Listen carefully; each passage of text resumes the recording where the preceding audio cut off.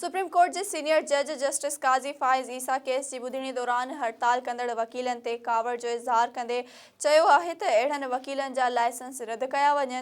Supreme court में justice काज़ी फ़ाइज़ ईसा फैसलाबाद में factory ख़िलाफ़ 7.28 मिलियन रुपयनि खां वधीक जे गैस चोरीअ वारे केस जी ॿुधणी कई, जंहिंमें ट्रायल कोर्ट जे हुकुम में चयो वियो त वकील हड़ताल सबबि 2 खां 3 भेरा पेश न थिया, जंहिं ते जस्टिस काज़ी फ़ाइज़ वकीलनि ते कावड़ जो इज़हार कयो।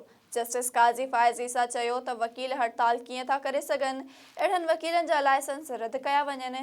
ही ज़ाब्ता इख़्लाक़ पाण वकीलनि ठाहिया आहिनि, जंहिं ते हू अमल नथा कनि। अहिड़नि जजनि खे बि हटायो वञे जेके हुकुम में लिखी रहिया आहिनि त वकील हड़ताल ते आहिनि। जस्टिस फ़ाइज़ ईसा चयो त वकील हड़ताल छो करे रहिया आहिनि, जंहिंजी मर्ज़ी थिए हड़ताल करे। अहिड़े अदालती निज़ाम खे पोइ बंदि कयो वञे। हर माण्हू पंहिंजो पंहिंजो कमु करे त मुल्क जो निज़ाम बहितर थी सघे थो। बाद में अदालत जे 2 रुकनी बेंच केस में फैक्ट्री इंतज़ामिया जी अपील रद्द करे छॾी।